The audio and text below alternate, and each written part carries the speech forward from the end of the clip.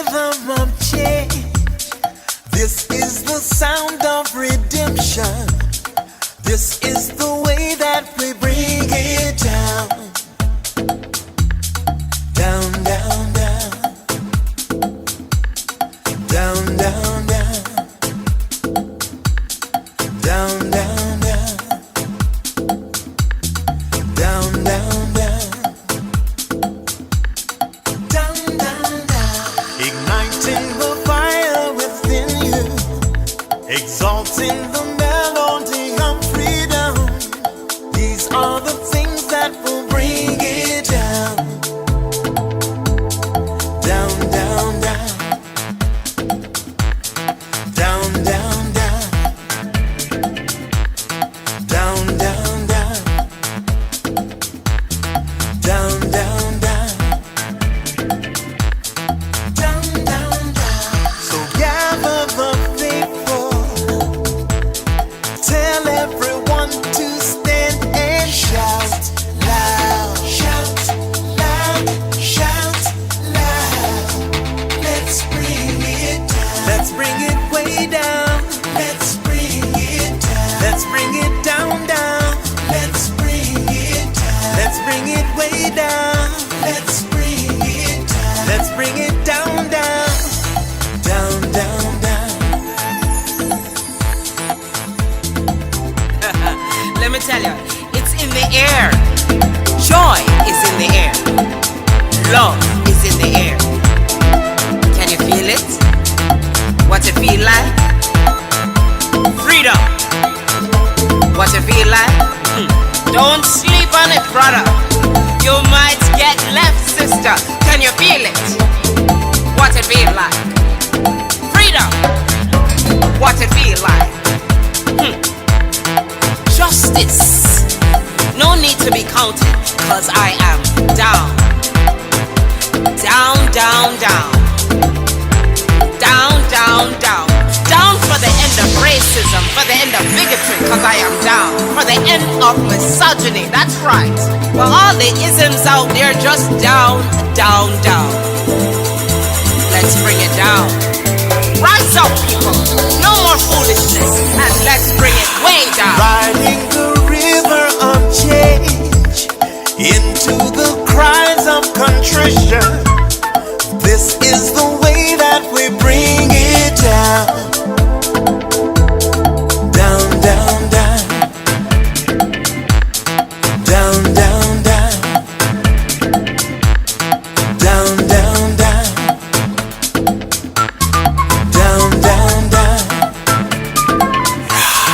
Down, down, down. We are the children of Eden, dancing and celebrating freedom. We are the ones that must bring it down. Down, down, down. Down, down, down. Down, down, down.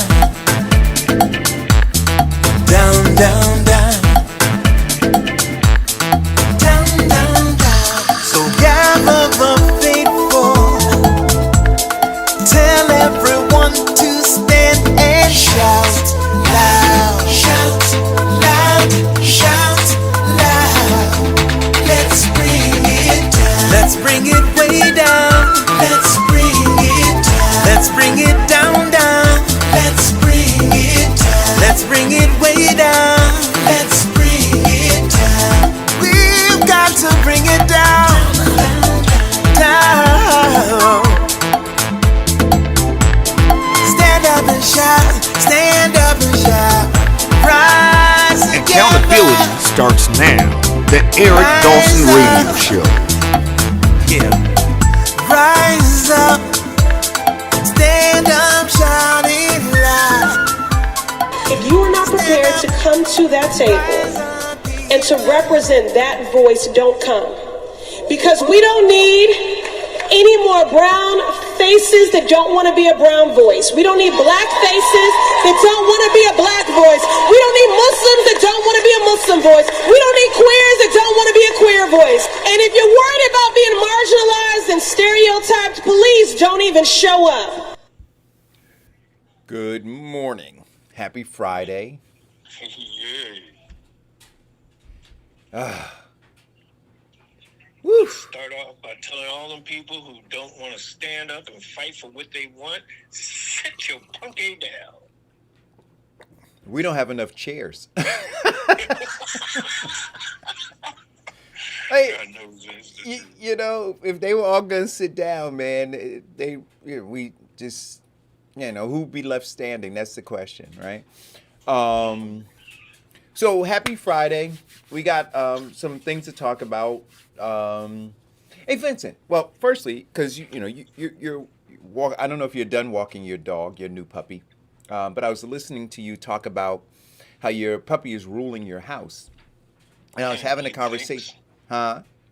He thinks. And I was having a conversation with somebody just the other day because I said, at some point when my schedule calms down and is a bit more predictable, I think that I want to get another dog, right? But I think I'm gonna adopt one. I want to get like one that's a few years old. That's like I don't want to break a dog in. I don't want to do all that kind of stuff. But having had puppies before, and because you were saying that your dog, was barking at everything, kept everybody up, and so forth. Are you crate training your dog?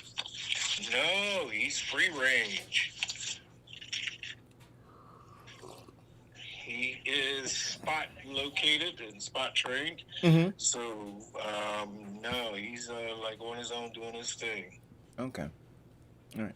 Yeah, because I found that either crate training or isolating to a small location for a puppy, right? And then letting them grow into the space sometimes works out because puppy, I mean, they don't know how to navigate massive spaces, right? But if you give them a little area, they can manage that, and then you can train them in that little area. So in instances before crate training, we would have one room that we would let them have.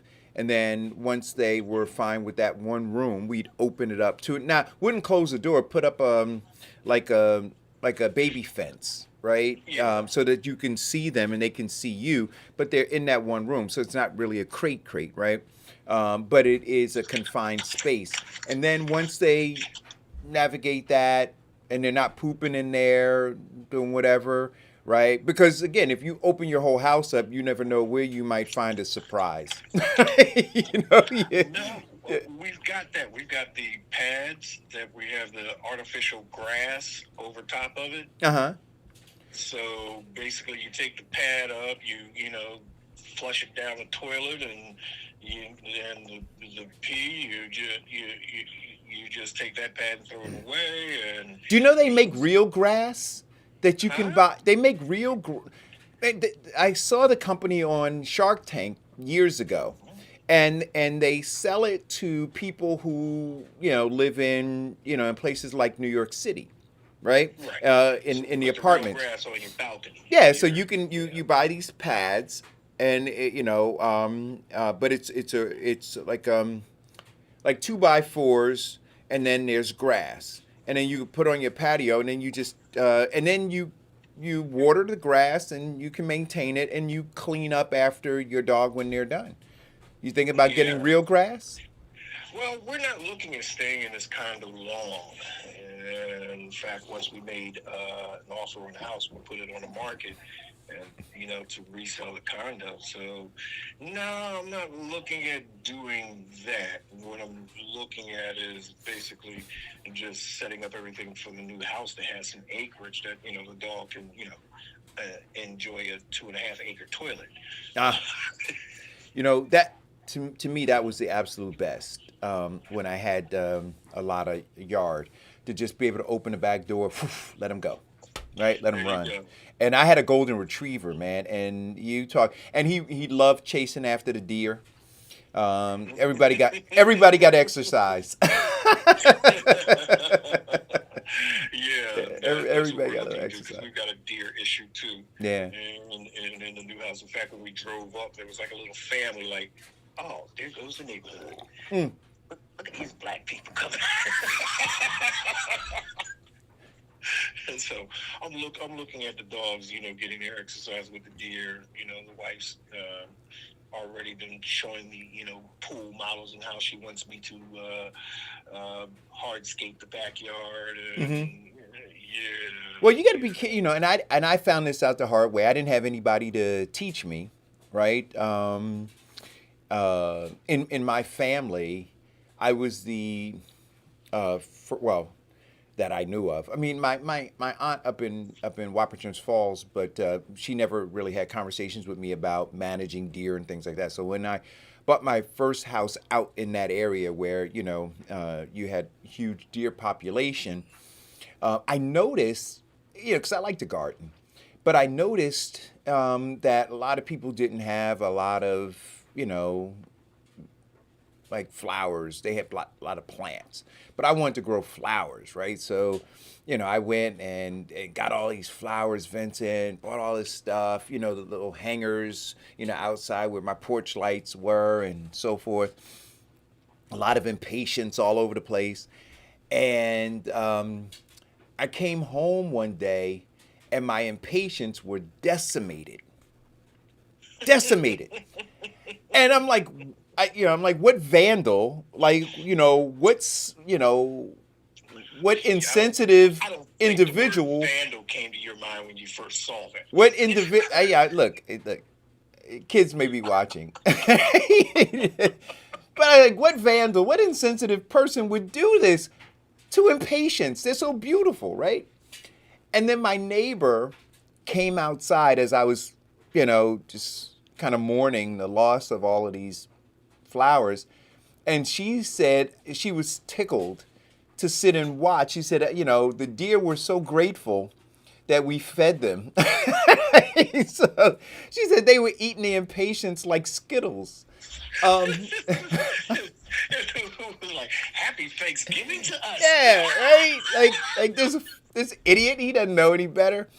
And so we quickly, You got the purple ones. Those are my favorite. right? We haven't seen these in years. So I learned quickly, man. And then, so then I was hell bent on going to war with these deer, right? And or dare I say vermin, right? And so I went, and they have this spray that has some kind of urine in it, right? That's I don't know whether it's wolf or something urine in it. That's right. That's supposed to scare and deter them, and all this other kind of stuff, man. And and then I just realized, okay, I gotta hardscape, like you said, or find these other plants that deer don't like. But deer adapt, and they start liking the things that they didn't like before, simply because they need to survive, right? Right. Yeah. And we're just such a wonderful and free food source. I tell you, when we had moved, this was in the late 80s, when we had moved to Mullica Hill. Mullica Hill at that time was starting to be like newly developed. People were popping up these large houses. A lot of celebrities or athletes were moving in that area. So we had this huge deer issue. I mean, huge deer issue. And we had deer, we had fox, we had moles, raccoons. Mm-hmm. So I got tired of spending all that money, buying all this urine for that one, this spray for that one, this treatment for that one. I went and bought a crossbow with a night scope, and I would sit on the deck, because we had a deck, or we had a second floor master bedroom suite, Mm-hmm. with a deck outside of it. Right. I would sit on the deck, wait for them to come by, and pluck them off. Wow. And then my daughter, at that time, she was 7. Mm-hmm. Oh, she freaked out, because I popped one of them, and you could just hear the deer screaming as it was dying. Mm-hmm.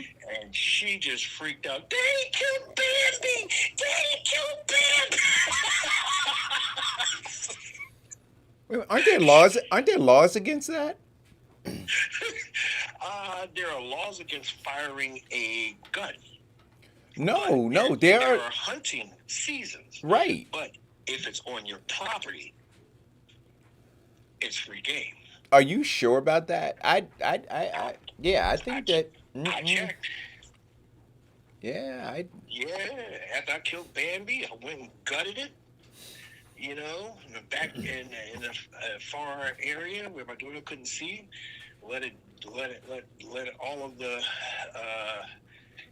blood dry out of it. Took that bad boy to the butcher, and we had deer sausages. Now I had a friend who used to hunt with a crossbow, and No, see, I had the mini crossbow. I didn't have that big. oh no, he had like my man was like Rambo. Yeah. Yeah, I never went with him, but I could imagine him like doing front rolls in the woods and everything, Vincent. You know what I mean? Like painting his face the whole bit, right? You know, yeah. You know, going in there to wreck up some stuff. But he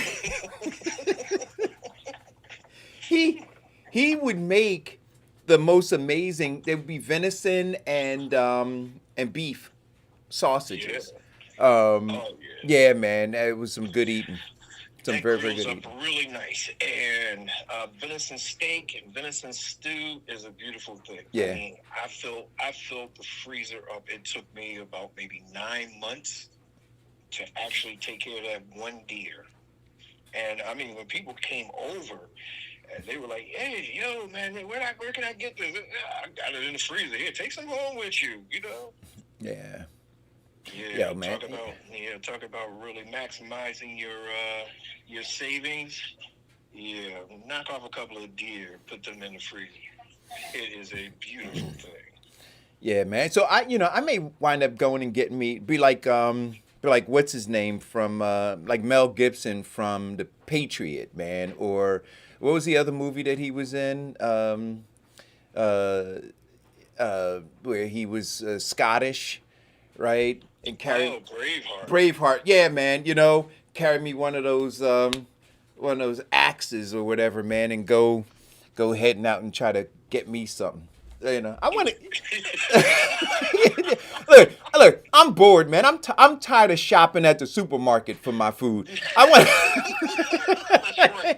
want to go hunt, man. You know, I'm convinced in part now that we're talking about this, that part of why men are not valued as much is because we don't hunt the way that, like, if we hunted like that, Vincent, and we drug the you know, the wild boar in the house, you know what I mean?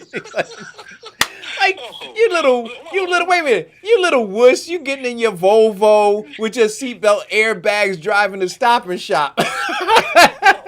Well, when we were in Hawaii, we went to a luau, and I went with the guys that actually hunted down the boar.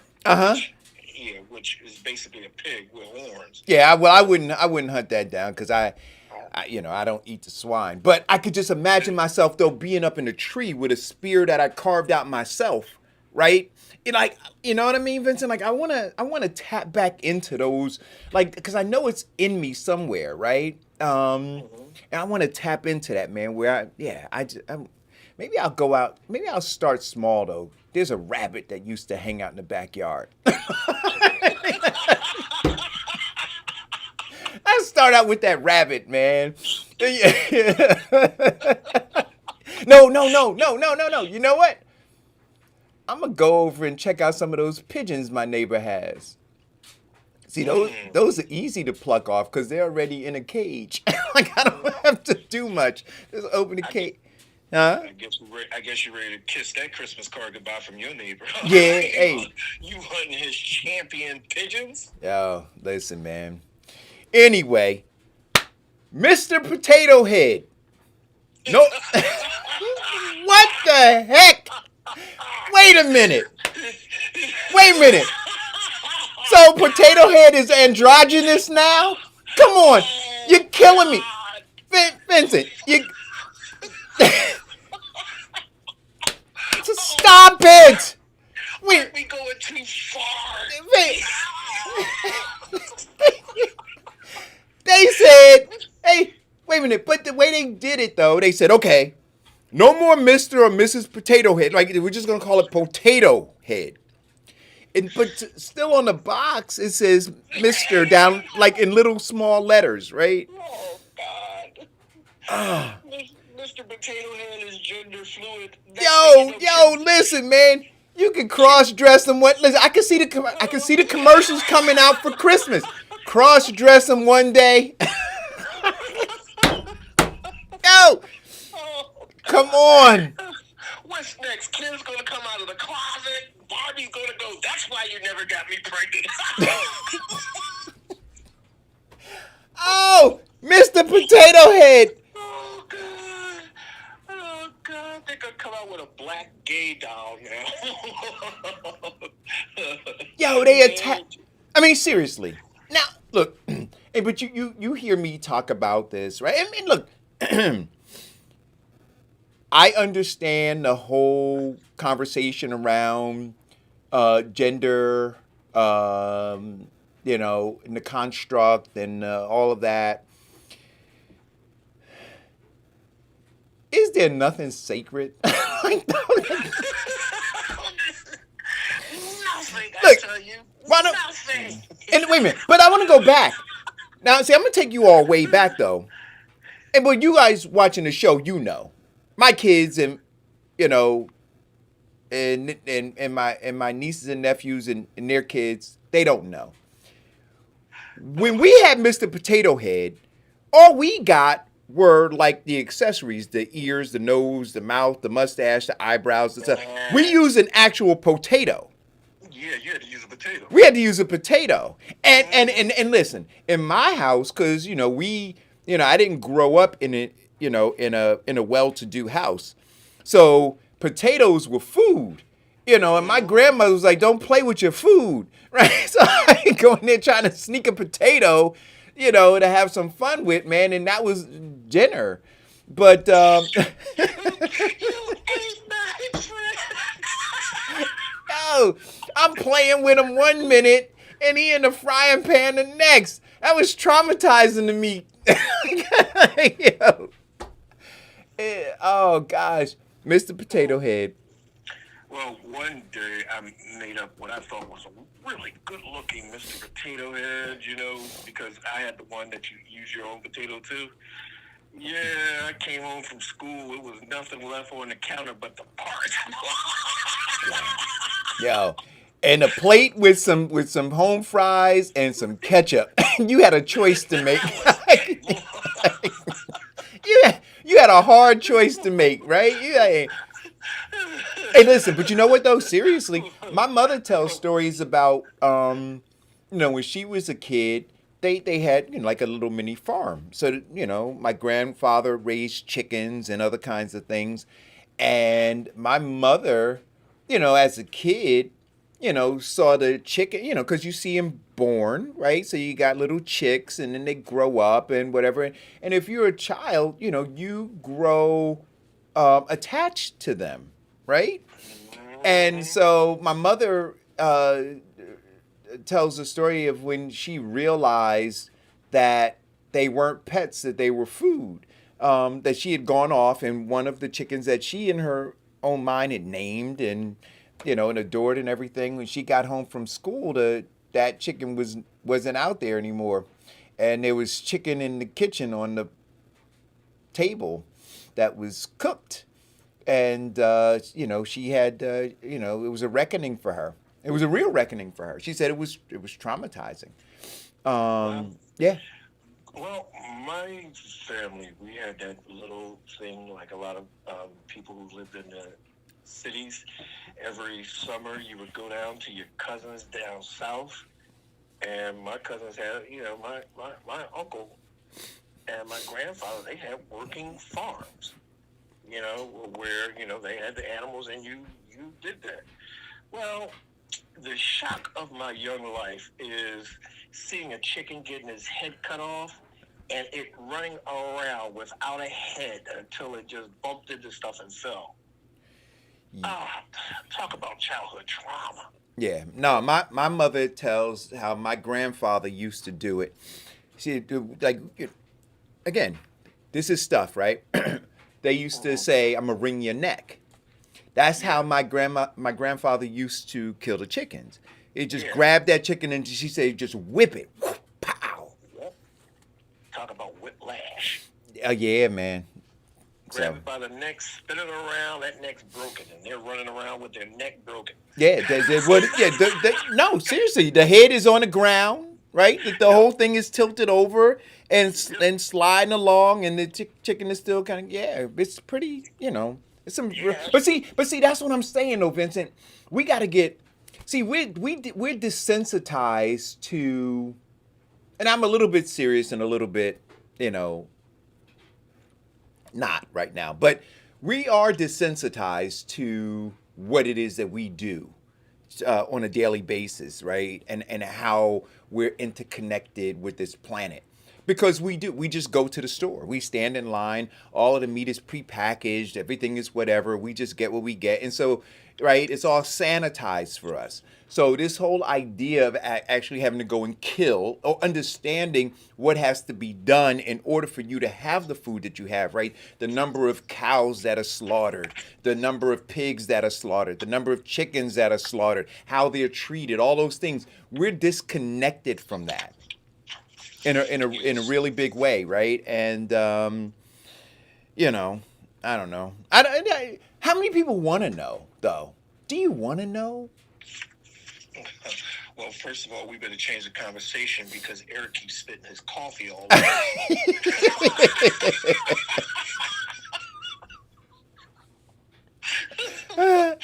But do we want, like, seriously, do you want to know? Like, I remember when my oldest daughter became a vegan, right?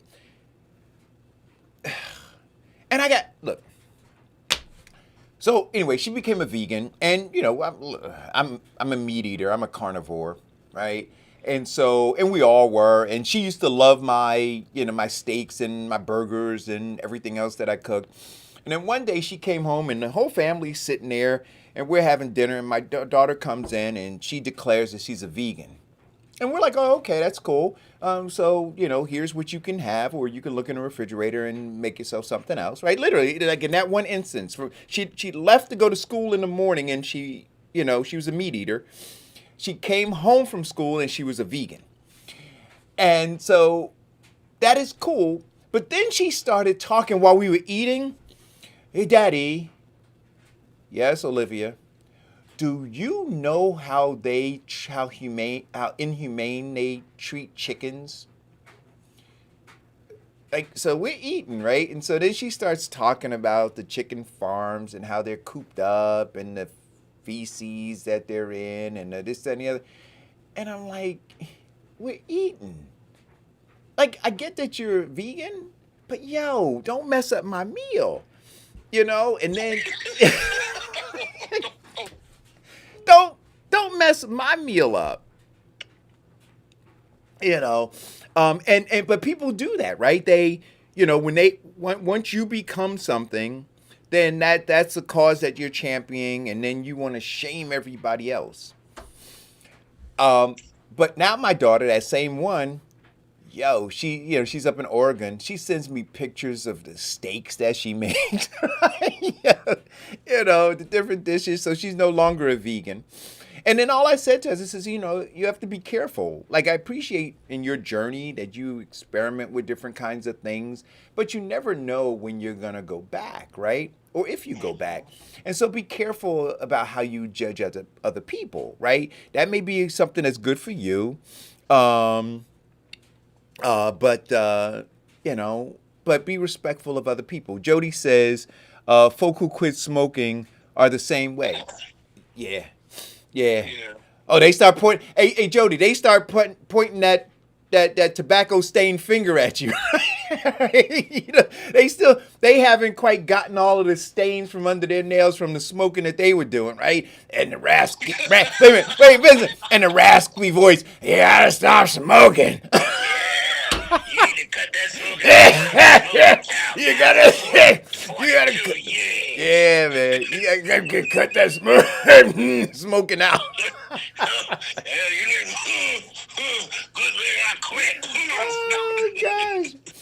Oh my goodness. Yeah, we had a neighbor. We used to call her Deep Throat. Oh. Hey, keep the show clean now.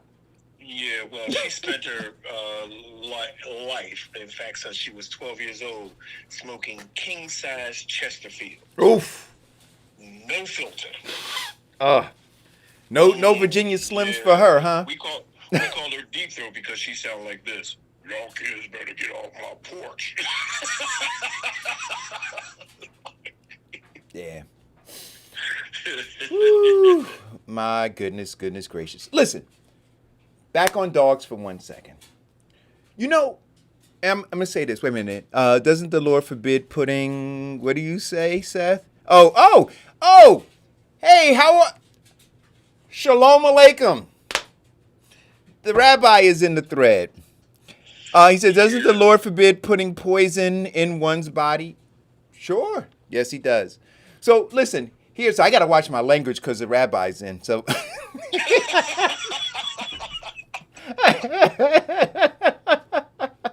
Oh gosh. Uh-oh. I feel like my parents are watching now. Call him, Rabbi, get him. But listen. So the whole Ted Cruz thing, right? Like Ted leaving and going to Mexico, right? And then lying about it, and then them finding out that he lied about it because his wife was texting him saying things like, hey, hold on for a second. I think we got a caller. Okay. Caller? Do I have a caller? Yeah, I'm calling out. It's the rabbi calling in. Uh-oh. Ladies and gentlemen, the star of What You Gotta Say TV, none other than our very own Rabbi Seth Frisch. How are you today, Rabbi? Thank the Lord. Yes, sir. Yes, sir. So, Can you hear me? Brother Eric, can you hear me? I can hear you. So, I'm intrigued that anyone would have the nerve to put poison in their body. I can't understand that. Well, you know what? I agree. I've been saying that about a couple of my ex-wives. No, you know what? Wait. I want to know something. I hear Vincent, Brother Vincent, very clearly. Does this mean that I'm talking through Vincent over to Eric? Is that what's? No, you're calling the show. Yeah, so you're talking through a phone line. So everybody talks through so it's almost like a conference call. I see. Yeah. Okay. So I want to say, Brother Eric, that I haven't followed everything today, but as your brother in the struggle, which I consider myself to be. Uh-oh. Did the rabbi go? No, I'm here. Okay. I'm here. As a brother in the struggle? As a brother in the struggle, I just wanted to say to Brother Eric that we're giving a lot of leeway to Brother Vincent talking about, poisons that we would be allowed into the body. I think that's a lot of leeway. Oh, no. In what respect? Well, You can clarify that. Yeah. Well, I'm getting an echo back. Is there a different line I should call in on? No, you're calling in on the right line. I think you need to turn off if you're watching the feed on Facebook and talking on the phone, you're going to get feedback. You're going to get an echo. Okay, so should I turn off the Facebook one? Yes, turn off the Facebook one. Okay. Okay, now, can you both hear me? Yep. We can hear you fine. Beautiful. Well, I'm a big supporter, of your show. I think it's fantastic. And I like partnering with both of you. Sometimes we're on different sides of the divide. Sometimes I'm with Brother Vincent, sometimes I'm with Brother Eric. But I just want to say that I don't care what tradition we come from, but we, as much as we have to hold our leadership to account at all times, and we do, we also have to hold ourselves to account, not to put, any poisons in our body. and that's what alarmed me enough. And I think in the Christian tradition, and I'm an outsider to the Christian tradition, but I think the Apostle Paul once said, if you're going to keep kosher, which I'm going to extend to halal right now, but if you're going to keep kosher, you have to be as cognizant of what you put in your mouth as what you put out of your mouth, and that is where I often hold myself to that standard. I don't try to hold too many people to that standard because it's hard, but I try to hold myself to that standard. And that's what caught me about this tobacco talk, and it's just poison. And yeah. Rabbi. So I got this rare chance to actually have you on a one-on-one basis. But so you are the rabbi on what you got to say, right? Correct? That's what I've heard. Yeah. So you're also the only person who physically on the show and the panel. You're the only white guy. Well, first of all, let's clarify that. Yes. I'm not white. I'm Jewish. Okay, we need to be very clear. That's Okay. number one. Number two, and if you want to go back in time, we don't even have to go to Moses. We can go to our brother Jesus. And if anyone thinks he was a white guy, all right, they've got a history lesson coming to them free of charge. It just so happens that my ancestors took a detour up to Europe after we were thrown out of the Holy Land by our dear brothers, the Romans, crucified and hardly sanctified and raped periodically through the centuries. So I wound up with white skin, but my soul is out of Africa, and you know that. You should know that. Well, our cultures have a lot of similarities because we've also experienced that same inhumane treatment from what is it called? White Anglo-Saxon Protestants. Yeah. Well, Yeah. those same white Anglo-Saxon Protestants are the same people that, for generations and centuries, destroyed Jewish villages, burned us alive at the stake, raped our women, and left us really as a community in danger at all times. But I'll say this: the one thing that should unite the peoples of color in America, the one thing that should unite all of us, Jew and African American, whatever we choose to call each other, is that we both experienced in our narrative and in our history, literally, 400 years of slavery, and it's left its mark. It's left its mark on us, on our consciousness, and as I think I've always said this, so I'll be real clear right now. Ultimately, because of our history and because of our present, we're all in the same boat. Yeah. We're all in this boat together. So you know what?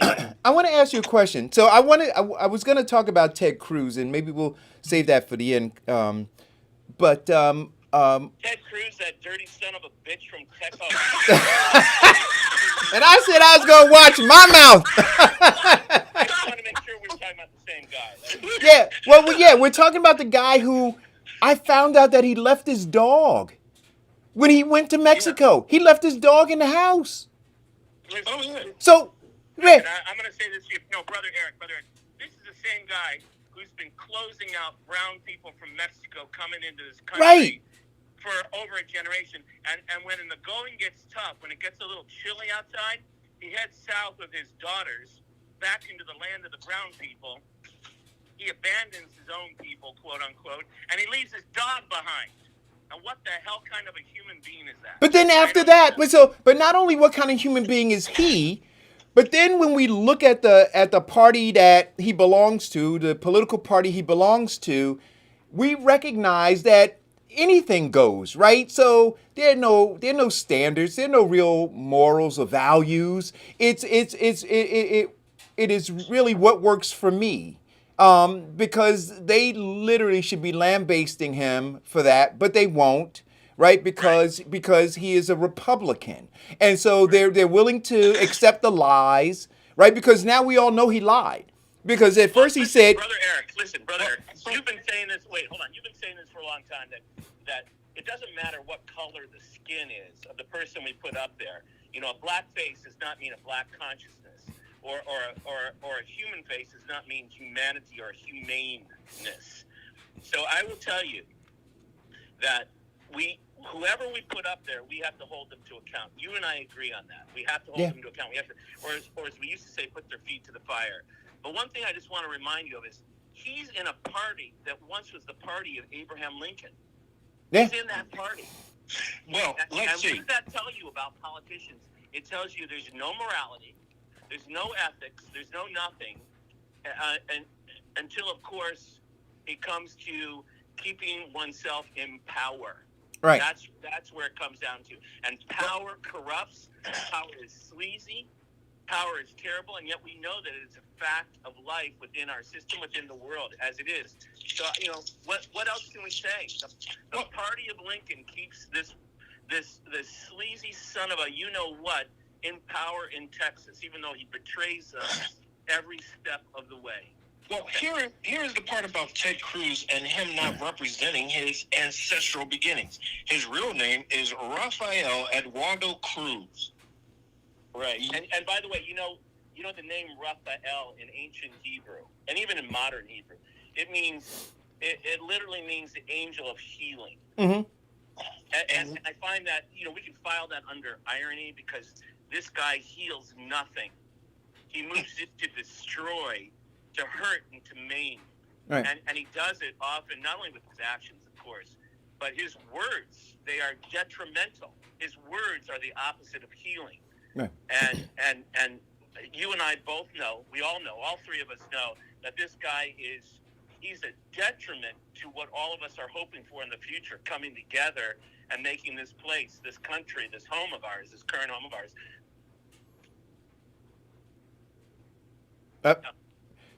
Hey, Can you still hear me? I don't know if you can still hear me. No, I can. Yes. So but I want to say to Brother Eric, you know, who we detoured from a point. I cut him off. I apologize, but I just want you to know, Cruz and company, and you know, they are allegiant to as Biden would talk about our former president, the other guy. They're still allegiant to him. Sure. Either because they believe in him or they believe that he controls votes that will put them forward. I don't know, but it is dirty. It's all dirty. That's dirty. That's not allegiance. That's fear. Well, no, it isn't allegiance. But I want to ask you a question, Rabbi. Yeah. So Eric Dixon in the thread, he just posted something, and I guess it was based on something that you said. He says, I have to think that the rabbi believing that Jewish Americans do not have the advantage of white supremacy is not accurate. By the way, I agree with him. I think if I understand what he wrote, we do have the advantage. Well, not all of us. Some of us are brown and black. But, you know, those of us like me that are lily white on the outside, yeah, I have a mask so that I can move amongst the masses. I can take off my yarmulke on my head and I can pretend that I'm just like everyone else. That's an advantage. It's, you know, I think what we call that is privilege. But the truth is it's not real. Because the moment something comes up, the moment something goes wrong, you know, people are searching for the Jew. You know, it's not by accident that the only other people besides people of color that have been lynched in the United States are Jews. And, you know, and so it's true. I have that advantage. Yeah. And even at times, I don't mind fading into the crowd. I don't mind at all. That's an understatement. But never will I leave any one of my brothers behind. I will never. I just that's not who I am. That's not how I was raised. And yet there are plenty of people, Brother Eric, black, brown, and white Jewish, who would be very happy to fade into the world of privilege. I mean, we've got a member of the United States Supreme Court that has black skin, but if I got into an elevator with him, I wouldn't see him as a person of color. Mm. You know, his black skin, you know, that's hardly, I don't even know what that means on him, but I can tell you what right now, he operates in the world of white privilege. Well, he operates in the world of white privilege until a police officer pulls over his child. Yeah, that's how it goes. No, Yeah. see how that goes. I don't know enough about him, but here's what I do know about him. He does not share, as I said with Brother Vincent, he does not share the experience of 400 years of slavery, either as a black, brown, white, or green, or red, or whatever. He just operates as if he was driving in his Bentley one day, and and if he gets pulled over, he'll point to the Bentley. He won't. What he will do is show him, his ID that says he's a Supreme Court justice, rather than and just basically brush it off, and because he's so in that world of white privilege. Yet there is, as we noticed with OJ, you are just one incident, one scandal away from being white privilege back to being a black man. Right. Well, listen. There are all kinds. A former head of the Department of what's it called, HEW in America. On the outside, it seemed to me from visuals that he was a black man, but he was kissing the ring of white supremacy. I mean, the list is endless. So Eric, to your point, I can fade away. And it's a privilege. I hate to use that word, but it's a privilege. Yeah. But I don't want to, brother. Right. And I don't have a desire to. Yeah, and that is the whole discussion, right? Around in the book White Fragility. That is the whole the premise of that book is that we have to be willing to lean into these conversations and not just be willing to fade into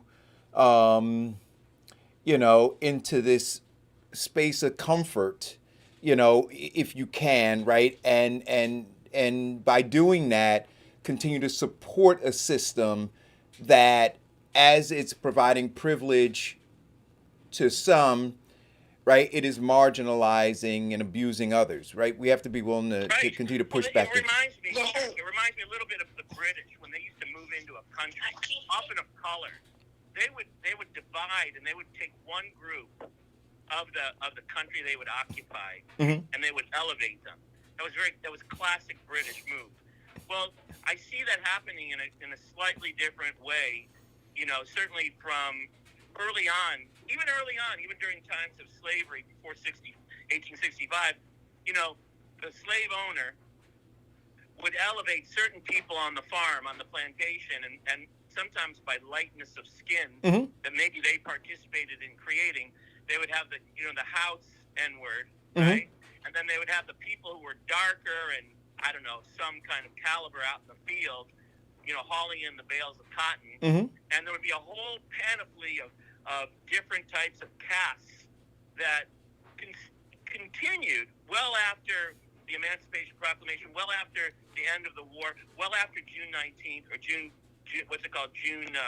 Juneteenth. Well after Juneteenth, they were late to the Freedom Game. Well after, the 1950s Brown v. Board of Education, all these caste systems continue to exist. And I think I once shared with you, Brother Eric, that when I was a kid, I'd be over at some of my friends' house who were people of color. I'd see on their coffee tables Jet magazine, all right? And I'd see Ebony magazine. This is back in the 60s. And I noticed that the people that they put on the front of those magazine covers, they were people of color, but they almost looked white. The way they dressed themselves up. And, you could say, well, what is that? That's adhering to the old system that they learned 100, or so years ago. Sure. Yeah, looking to pass. Well, actually, mainstream media didn't start bringing in the darker characters or darker skinned characters until the introduction. Well, of course, there was the black media in the 40s and the 50s, but it didn't start hitting mainstream until the black exploitation films in the 70s.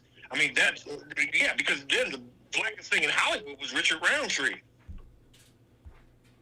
You, Vincent, I want to say, shut your mouth. And then you say, but I'm talking about Shaft. Hey, we got a caller. Caller, go. Caller, go. Hey, No, you don't good think morning, guys. That's but we could call that mainstream media, Vince. We could call it that, and I understand that you and I swim in that canal of mainstream media. We do that. All right. Right. Here's the truth behind the truth. The wizard behind the curtain. Do you know the effect of media on people? The effect of media on people. That's the key. The effect of media on people. So I want to go back to Eric. I don't want to dodge Eric's question to me. He said one of your readers, one of your followers, one of your watchers, viewers, whatever they're called in and said, you don't think that there's a white privilege system for you white Jews? I'm aware of it. I don't want to dodge that. I look like probably any other Joe walking down the street, except I'll wear a yarmulke, and but that's my choice. I'm of short stature. Nothing much I can do about that. I'll be walking down the street, and people will be lambasting me, calling me kike and heave, and a host of other names that I don't even think I can say on the air. And so, it just roils me, but it forces me to remember who I am. Mm-hmm. All right, it forces me to remember who I am, and all the privilege that I've accumulated because of my raped in white skin. All right, because I'm a descendant of Browns. All that privilege that wait, Vincent. It's based on sorrow. It's based on tears and sorrow and sadness. Go ahead, Mike. Hey, good morning. No, but Derek, you want to say something? Hold on, buddy. Hold on, Rabbi. We got a caller. Go ahead, Mike. We understand you're lecturing us on civil rights, and I'm not going to marginalize people calling you a kike or whatever like that. But it's never been accepted in this country. And if people were calling you kike or what have you, that's a problem. But your version of the bad tests for the Jet magazine is uncalled for. And I remember all kinds of people being on the cover of that magazine. The problem that I have with your version of history is the romanticized version. And calling people of color is a supremacist ideology. Every color in the crayon box is there, even the white crayon. So to characterize people of color is you need to rethink that. And, hold on. Okay, please let me know when you're finished. Hold on. I know we got an apology on here, but what I'm going to say to you, Rabbi, is, we understand the history and so forth and so on, and Eric Dixon was absolutely right to question you on that, but the speak with such superiority on class and race, we all on this planet together. We're all on this planet together, and characterize people as people of color. And when we're having a conversation about Black history and so forth, is out of line. It's out of line. Well, if I could, and this is where I disagree with you. And please allow me the opportunity to explain it without your consistent. Well, but I'd like to hear the rap. But I'd like to hear. No, Vincent, Vincent, I'm gonna hang up on you. I'd like to hear the rabbi respond to that. Mike was talking to Rabbi Frisch. I'd like to hear the rabbi's response. I knew the politics was there. Okay, so I'm not sure. I could only hear every other word, but I think what you were saying, and you can correct me where I diverge from what you were saying. I think you were saying that it's unfair of me. I wasn't sure. It was unfair of me to do something, but I couldn't figure out what it was. Could someone help me out with? I didn't.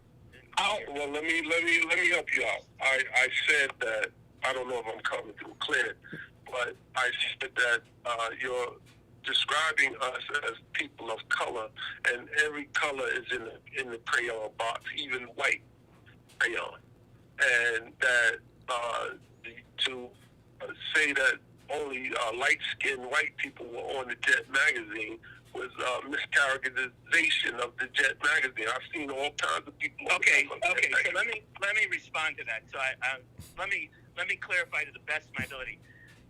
First of all, Thank you. yeah, sure. What's your name? Did you say it's Mike? Yes, sir. Okay, Mike. So let me try to respond. I didn't say that white people were on Jet. No. I said that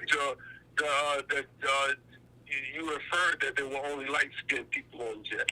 Oh, I see what you're saying. No, I'm just talking from my memory right now. That when I saw what I saw, which is hard to unsee, I saw a lot of people that were styled, very light-skinned as well, but not all. Just like you're saying, not all.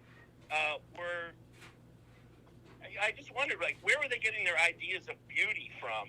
But I was saying that it looked like to me at a young age, the people on this cover were getting their ideas of beauty from, what was beautiful in the white community.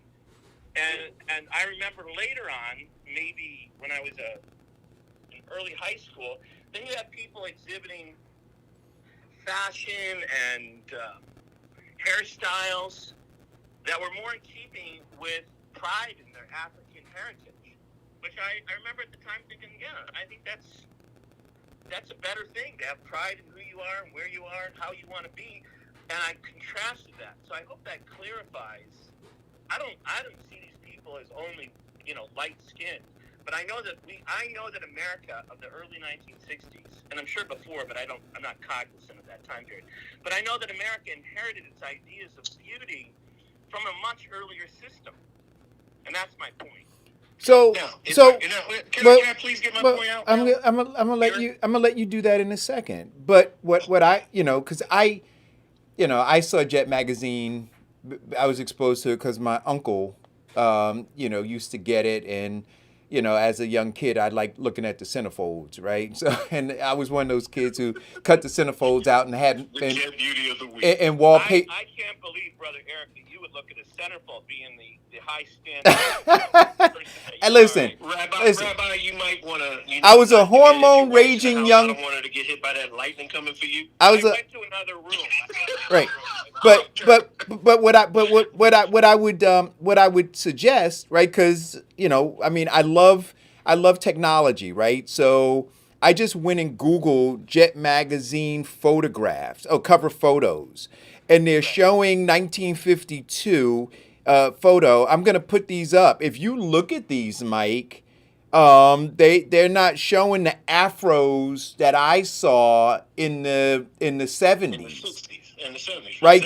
They're not showing those. They're showing straight hair. They're showing very fair complected women on these, and you could see it move from that to be more reflective of pride. yeah.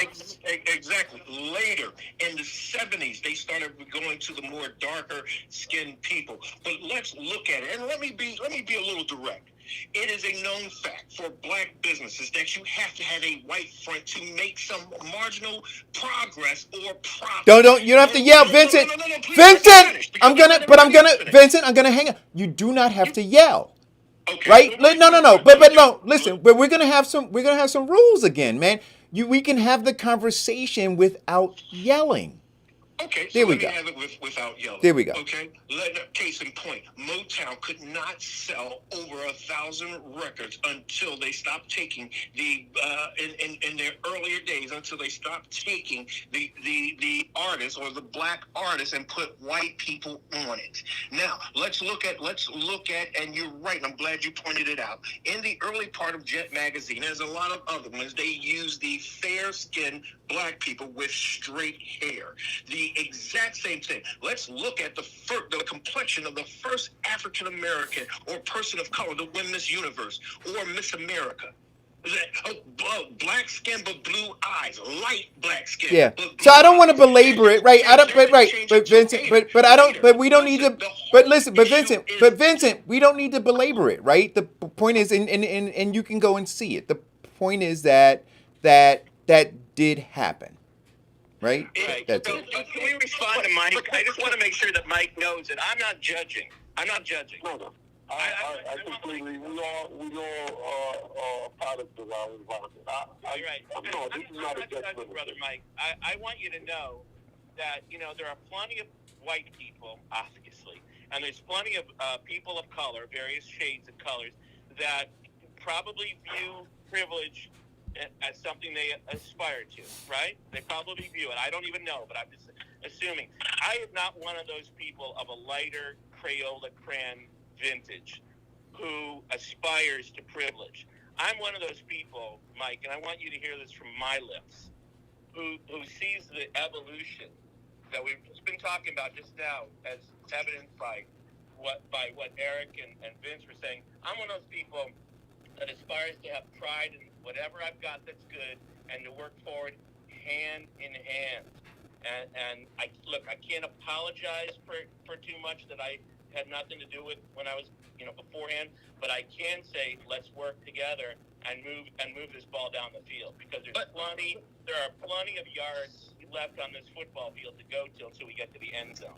Right. Well, let's if I could, Rabbi, if I could add to what you were saying, let's look at all of the people of color or black, African American, whatever you want to call yourself, who have made one level where they started to experience a level of mainstream acceptability, and then turned themselves on their black condition. Eduardo Cruz is not the only one. Let's look at Candace Owens, one of our greatest ones, who turns her back on the black community, who come up there, and then when they want the black vote, they can pander to that. Yet when it comes to legislation, they turn their back on it. Right. I'm just gonna say this is. Wait a minute, Vincent. We're gonna. Yeah, you yell. Yeah, we got it. You're yelling again. I want to hold on. I want to bring you closer to Eric for a moment, and to me. All right.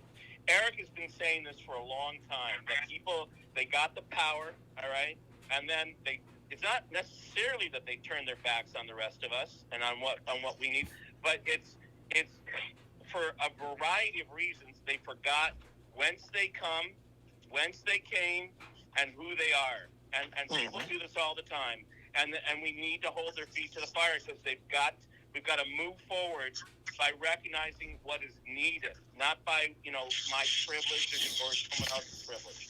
And that's what Eric's been saying for a long time. Right. What he's got to say, and from what I hear on the show as well. Okay, we got another caller. Caller, go. Okay. Good morning. Hang up. Wait, want me to hang up?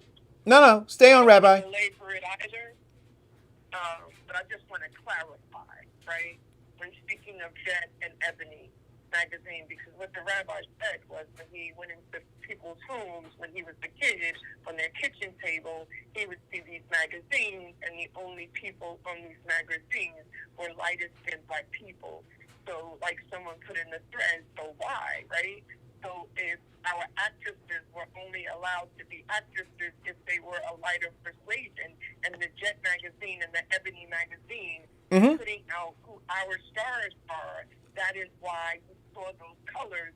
Not this, so I think it's kind of like disingenuous to say that we as black people, or the people in charge of the Jet magazine or the Ebony magazine, were moving along with that philosophy. But who were the popular people? Because you also see Stevie Wonder, you see Diana Ross, you see Mike Boyd from the Mod Squad with the big afros, because I did just what Eric did. So what it helped me immediately was, it was the people that were considered stars at that time. So I think the disingenuous rhetoric or messaging is that black people were afraid to show black people as they were, when it's really that black people were showing the black people that were prominent in that time period. I think that's very important to say. Yeah. Right? I don't know. Well, and wait, Vincent. So I don't know. Right. So I don't know, and I'll let the rabbi address it. Right. But I didn't personally take that that's what he was saying. I took that that's what he said he saw, right? That he wasn't judging, that he... Can I ask him how many, is this one family home? This was a lot, so sometimes we'll get into marginalizing, or maximizing situations depending on the argument. Well, that's a rabbit hole, and let's Well, get back to but Vincent, but I want to give, but these are being direct. These are questions. I think people are trying to get clarification from. That's all I'm trying to do. Get Right, clarification. right. Okay, And so so I want to do give you the want me floor to to the rabbi respond, to or- give the clarification. I'm just saying that when I heard it, and I saw the reactions in the thread, what I heard was that in his space, right? in the 60s, In his space, Actually, in the 50s and the 60s. in the Yeah. That's- 50s and the 60s, yes. that's what he saw, right? Now in the 70s I saw something different, right? So when I heard what the rabbi said, I immediately went to Google, right? Because I'm like, wait a minute, that's not what I saw. That wasn't my reality, my experience. But then when I went and Googled, that's literally, this is my first time Googling this and seeing it, and I was like, oh shucks, He's right. he's right. This is what he but saw. At the same time, this the business environment back then. Yeah, we were segregated to the point that black people were buying Cadillac, but we had to send white people in there to buy the Cadillac because Cadillac wouldn't sell to a black person. So what they sent their white friends in to buy the Cadillac, but Cadillac was going to go out of business. So the people started suggesting, well, why don't you just open up your market to a larger audience, a larger buyer, people who are going to buy your product, and you won't have to go out of business. And Cadillac is still in business today. This is where the affinity with that is associated with us with the Cadillac. So that business, that time period, yeah, segregation was the law. So you had to put a lot of people on the cover. Not saying Sure. that they did it one way or the other, Right. but you had to put people on the cover. No. So I guess, Mike, the question. Like Jody says is that that was the people that was acceptable. No. I don't know. I don't know. So the question, I guess, we were getting to is, I think the original statement from the rabbi was that's what he saw. I don't know, and maybe I didn't hear it. And Rabbi, you're still on the phone, so you can. So I can clear that part up. Yeah. Yes, that is what I saw. There's no question about that. And and I can even remember. I know this is crazy. It's a crazy memory, but I can remember once seeing on, and we lived in a very integrated neighborhood when I was growing up. I remember seeing on some tables, and I don't mean it's not because we're not all putting forward people that are acceptable, not acceptable. People do that in many communities, but I remember seeing a picture of Lena Horne. I think that was her first name, was Lena. Mm-hmm. Yes. And I remember remarking to my mom at the time, I said, "Is she white or black?" And my mom just looked at me like, "Why do you even need to know that? Like, what is the question that you're asking me?" And I just thought, I just wondered, who they were. Well, look, I want to say this. I was in Walgreens. So this is in 2021. And I didn't have my phone. I left my phone in the car. And so maybe I'll go back to the Walgreens, and if they still have that cover, I'll take a photograph and put it in his feed. There's a photograph of Kamala Harris and or Vice President Harris and President Biden. I'll give them that respect. And I'll tell you, if you look at that photo, you'd be hard pressed. You got to look the way that they photoshopped it to tell that she's got dark skin.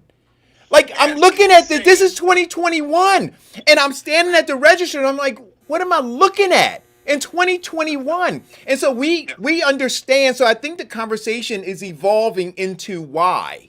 Right, the why, and I think it was a question in there, and so we can have the why conversation, but the fact that it existed, right, we can put that to rest. I think because we have. And here's the why. Hold on, Rabbi. Here's the why. And we discussed this when he was talking about a woman. We were talking about women who would do good, including Stacey Abrams. And when he picked Kamala Harris, I expressed plainly one of the biggest reasons he did it was because of her complexion, and she was white acceptable. Bottom line. Right. It's the same game. It hasn't changed.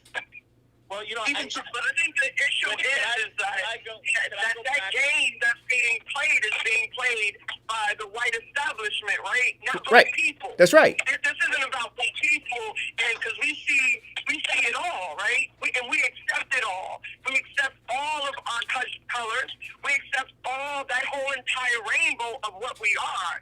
But we cannot control the white establishment, right? That says so much about Joe Biden, right? That he picked what he felt was white acceptable, while he herded black folks to the polls, but he felt like he had to pick the person or the woman that was white acceptable. That says nothing about us as a people. Well, no, but what it does say, Jody, what it does say, but what it does, what it does say about us, Jody, as a people, is that when you go back and read the Willie Lynch letter, right?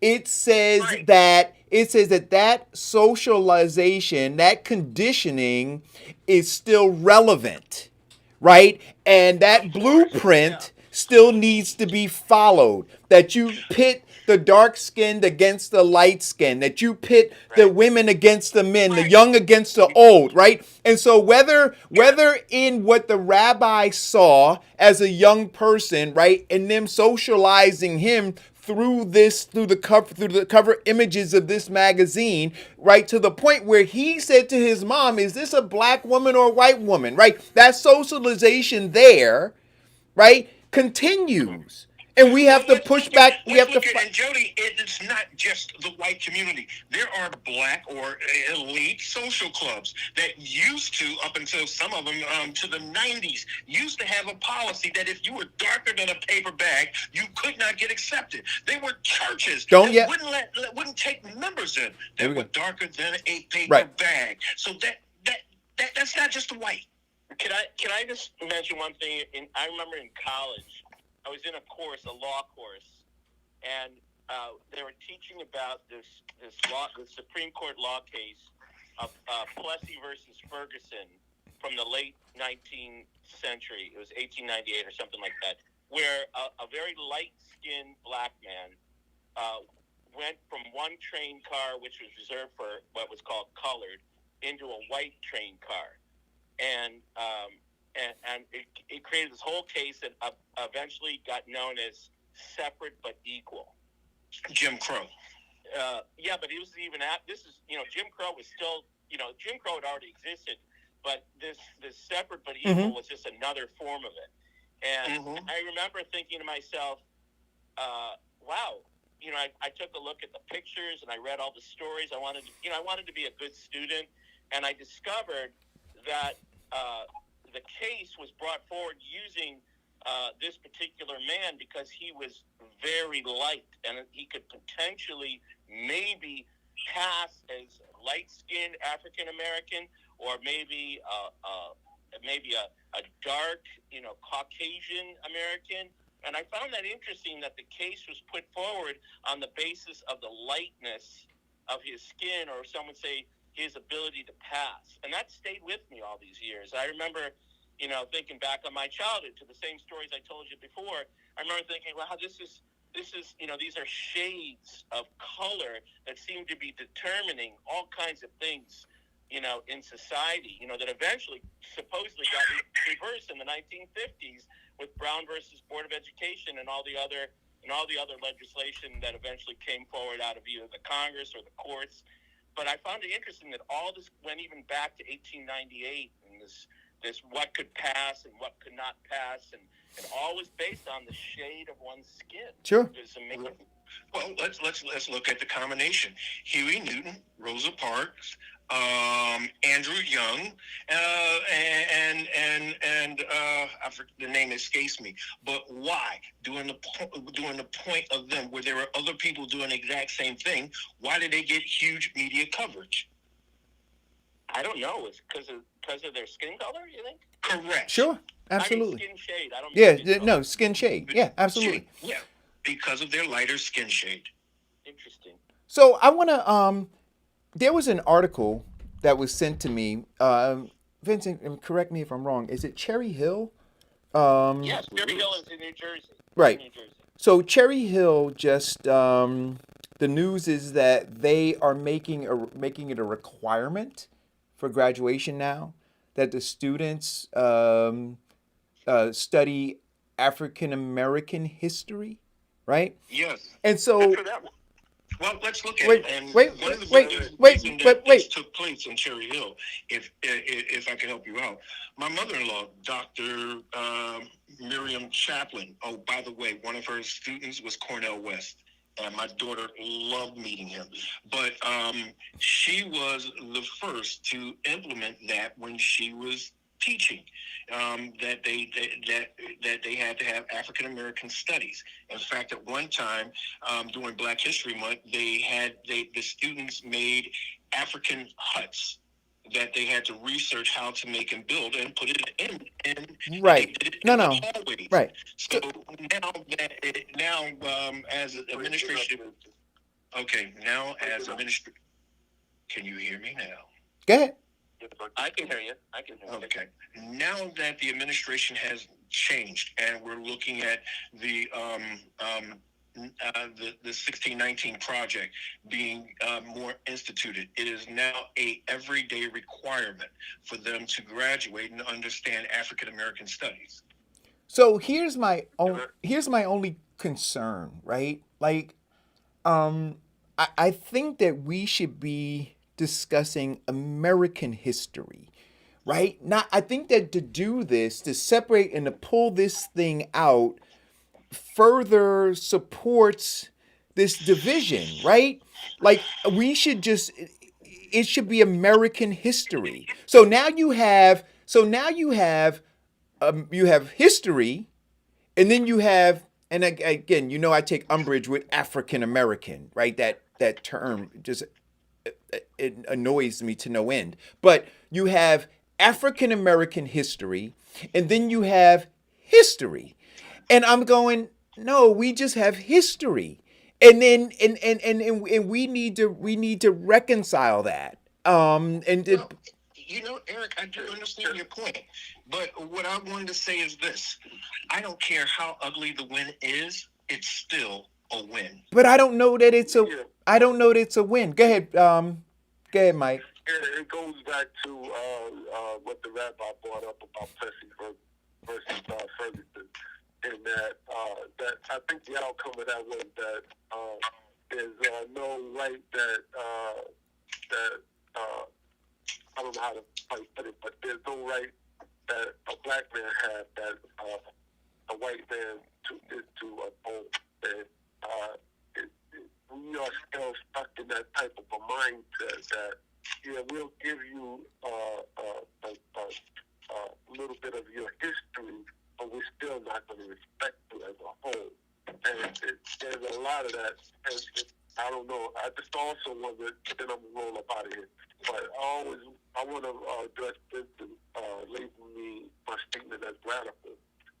Radical is only perceived by someone who are of an opposite mindset. My thoughts or my opinions might make it absolute, but I'm not no more radical than anybody else. And be careful labeling me a radical. My thoughts radical. Well, let's look at this. And I have never labeled you radical, although you have consistently. Oh no! I have never labeled your thoughts radical either, because I respect your rights and to your opinion. Yet, on that same token, there are different times, in fact, a lot of times on the show, in which I have been labeled by you and villainized by you because of my moderate or adverse opinion. Yet now you want to actually now lie about me to once again villainize me, brother. Please cut it out. Cut it. Look, I'm just going to ask you to listen to the show. You reply to what I said, that I was being radical at that moment. So I'm not going to. Okay, well let me say this to you. Let me say this to you. And this is one thing that I keep in mind when people have an adverse or negative or even aggressive approach to my opinion. Suck it up. Right. We So, all got it. Rabbi, Take are it you for what it is. Rabbi? Are you And don't take it in a negative kind of sense. Right, Because I don't have any Right. I have no malice towards you, nor do I want to do anything to defame, Right. defame, villainize, or Right, harm Rabbi? you or Are you your still opinion, Rabbi? Are because you I still do respect it. Rabbi? Are you still on the line? Yeah, I'm still here. Okay. So I got a question. It says person says they asked the question early on in the thread and they asked it again. So I guess they really want to know. I don't know the reasoning behind it, but did you go to Jewish grammar school? You know, interestingly enough, I went to what you would call a Sunday school for Judaism. But during the week, when I was in my early years, I went to a Catholic school because my parents felt that I needed a better theological education than I was getting in my Jewish classes, which is an ironic twist of history. Very. But, you know, in the end, you know, I should just tell you, Brother Eric, that I used to go to confession with my friends, and I would tell the priest all the things I was doing wrong, and he would tell me to say Hail Marys. And I said, well, I don't know how to do that. And he would say, well, what are you doing here in this booth? And I said, I don't know. I'm Jewish. and he'd say, well, if you're Jewish, why are you telling me? I said, you know, I would say to him, well, heck, on these things, I'm telling everybody. And so, and he would kick me out of, you know, he'd kind of kick me out and get me in trouble with my parents. But, you know, the long and the short of it is, to the answer, no, I didn't go to all-day Jewish school. I went to weekends on Jewish school and during the week to Catholic school. Got it. All right. She says thank you for the answer. Yeah, I'm sorry about the long-windedness. But Rabbi, I have to say this. Although it had some level of trauma for you and adversity, it has made you who you are. I mean, you are a very diverse person, and that's one of the things I like about you on the show. You also speak clearly about how we have both suffered under the persecution of people, white Anglos backgrounds. Yet, and that makes, and that to me gives me hope that, you know what, if we work together, we can overcome a lot of things. And that's such a positive spin, and I appreciate that so much. But I will say, especially to Mike, who I don't know if he's still on right now, but I will say, not for a moment do I, it's a double negative, but not for a moment do I not recognize that, you know, my white skin has given me privilege. I know that. I know that. And I just want to say one thing that I think, you know, maybe Brother Eric and Brother Vincent know this, but, you know, my father in World War II was caught in the middle of the Battle of the Bulge, and they were surrounded by German troops. And if they would have caught my father, they would have cut off his balls because he was a Jew. They would have, you know, they would have checked his genitals, so to speak.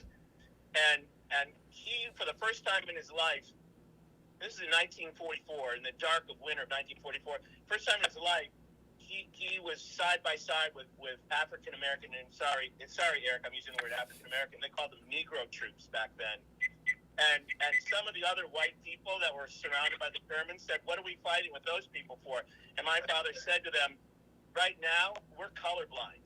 We need to be colorblind, because if those German troops get in here, they're going to torture some of us, and they're going to hang some of us, and they're going to kill the rest of us. And you want to know what? The Germans did do that to everyone that they did catch, and my father never forgot that experience, the fight with the Negro soldiers of that time period. So I'm a child of my father, and I want you to know that. And I will never be colorblind. I mean, I will always be colorblind, but I will never turn my back on anyone who's brother that wants to fight with me and fight alongside of me and be in the same boat, as I said before, on this struggle to make America a kinder, more benevolent, loving, giving, sharing place. And I know that goal is very far off. And that's one of the reasons I know you. That's one of the reasons I'm glad to be with you, because I know that we can make a difference. So that's what I want to say to Mike, and I want to say to anyone else who really wonders what a little white rabbi is doing on this show or working with it. Rabbi, I got a question. I got a question for you. But tell me, you've been doing the show now, in fact, 14 episodes. What do you like about what you got to say? Well, that's a really interesting question. How about if I said there's nothing I like about it? Then I wonder why you've done 14 episodes. Because, listen, so let me just go with that satiric line of outbursts there. So, I want us all to be better. I want us all to work better. And I sometimes wonder, are we doing what we were put on this earth to do? If I'm not mistaken, anyone who shares the Bible or the Quran or really any holy book, and we all do, we all share them, right? We all know that we're the child of one guy and one gal, one man, one woman, and they're, to many of our civilizations, it's Adam and Eve, and I don't know what color they had. I don't even care. If you go back to Olduvai Gorge, where it all started, that's in Africa. All right, so yes, I don't even care about the color. And if I'm going to fulfill my destiny as a man of a spiritual desire, spiritual want, spiritual goal, if I'm going to fulfill that destiny, then I've got to work right now, right here, in order to remind everyone that we're all the children of Adam and Eve. And I say to my Islamic brothers and to my Christian brothers, sisters, we're all the children of Abraham. And I look also. As a rabbi, I look also to what Jesus said, especially on the Sermon on the Mount. I look to what the prophet Muhammad said, peace be unto him. I know what they said, and they preach brotherhood. And if I can't do that in my agency, in my ministry, then I'm living a vainglorious life, and I'm not going to do that. So that's what I enjoy being on that. That's why I enjoy being on that program. That's what I'm doing there. And, look, even though we all have a long way to go, we're only going to get there if we stay with it. So that's my answer to your question. I love you, Rabbi. Sure. Wait, what was that? Hey, Brother Eric, what'd you say? I didn't hear you. No, that was Mike. What'd you say, Mike? Oh, I was like, man, that's good to know. The mystical of us working together is a great, man. But we got great opposition that at our every turn of wanting to be together and make the better place. Yes. There is an opposition in full power of this government that are making it very hard for us to do that. So I just want everybody's view to be accepted without passing judgment from radical. Well, I'm going to say something to you, Mike, and this is what I found in reading the Bible and studying it and trying to understand it. I read it in the original, I read it in English, I read it in the Greek, I've read it in all different languages, and I'm still struggling with it. But one of the lines is most interesting. It says, if a leader comes along and tells you to go back to Egypt, don't listen to him. Don't go back. So I have to ask, what is Egypt? What was that? What is it in our lives today? And it's a return to human degradation. That one humanity is less than the other. That's what that is. And if I have to be told not to go back there, what does that mean? And it means that, by the way, sometimes people want to go back to a moment in time that really you and I both know was not good for us. I'm sure you heard of like the battered wife syndrome or the Stockholm syndrome or the Patty Hearst syndrome. Those are people that want to stay for whatever reason, psychological, racial, religion, whatever it is, they want to stay in a system that's really not good for them. And I want to say to them, if someone tells you to go back to Egypt, don't listen, don't do that, don't follow that person. And I want people to know that if we truly join hands, even though there's a lot of people arrayed against us, Mike, you know that there are people of all colors and all religions and all stripes who are arrayed against joining hands, will do anything to keep our hands apart. They will do that. Even though it's probably not in their best human interest, I want you to know that even and in spite of those people, I am determined, and I think Vincent and Eric are also determined. We are determined actually to join hands and to move forward. And it's fleeting, it's difficult, it's a goal that maybe is beyond my life, but I'm not going to drop the ball on this one. I'm not going to be the weak link. Can I ask you a question? The other day, Stevie Wonder said that he was going back to Africa, and in his mind's eye, he can't see this country getting any better. What do you say? Because you brought up people talking about going back to where they came from.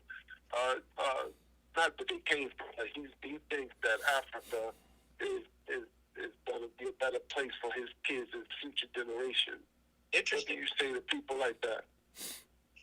Well, look, Stevie Wonder, I think he's at a stage in his life where I don't know. I'm not in his mind. I don't know enough about him, but he's probably at a stage in his life where But this is what he said. He said that he don't have vision, natural vision. He has a mind's eye, and in his mind's eye, he don't see America, the place that you want to make better. He don't see that. He don't see it coming. And instead of staying here, he's going back. This came out of his mouth. No, I understand that. So I would just say, if you want my immediate reaction, because Mike, I'm just a human being. Yeah, it's true. I'm also an ordained rabbi, but in my heart of hearts, I'm just this guy. So this guy is going to respond to you right now. It makes me sad to hear that, and I'm not. It made me sad. Well, it makes sense. But we have to understand some parts of human nature. One man, as you said, Mike, that, we have some oppositions. For one man, it's an opposition. For another man, it's a challenge. And for another man, it's an opportunity. And it's all in our perspectives. Now, I will not disrespect or dishonor someone's perspective and what they feel is the best way to go. Because the vernacular has so many different angles to get to one point. As for me, I'm going to stay and fight.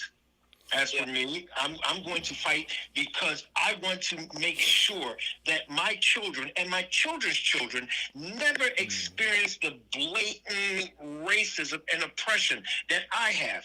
And the same thing that my father had for me. I'm going to stay and fight because my father told me, you don't deserve what you're not willing to fight for. Right. So. Okay. And I want to also just add to that, one thing I also learned from my father, he was a great teacher as well. This is well after he had been, well after he left the war, obviously, and went on to college. And he once said something in one of his classes. I was there. I took some of my father's classes, believe it or not. And he said, we're all children, not of the countries that we came from, or whether it be Africa or Europe or the Middle East. We're not that. And he said, we are the children of the Constitution. And in each generation, the Constitution falls on us a different way. Sometimes it falls on us like a yoke of slavery. And you know what I'm talking about there, like 3/5 of a human being and all that from history. But in time, it's possible to fight with the world that we've inherited.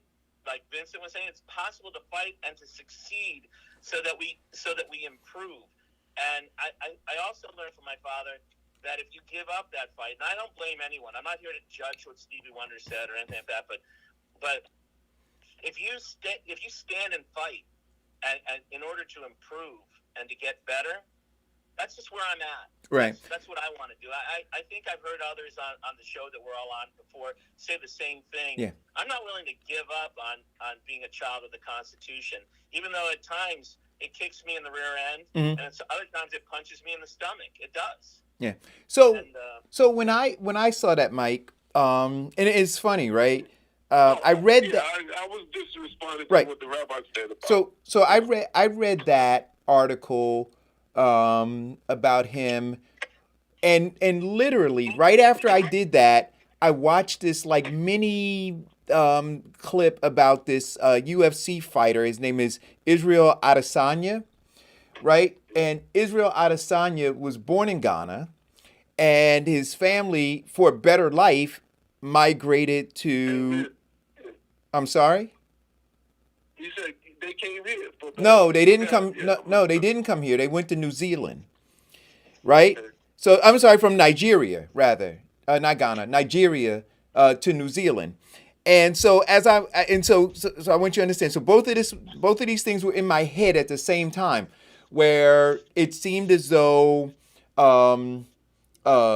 in Stevie Wonder's mind's eye, he looked and saw the enormity of this struggle and said it's not going to be resolved. And so, for my children and my children's children and the generations beyond that to have what I want them to have, I need to go. Right? Not judging him.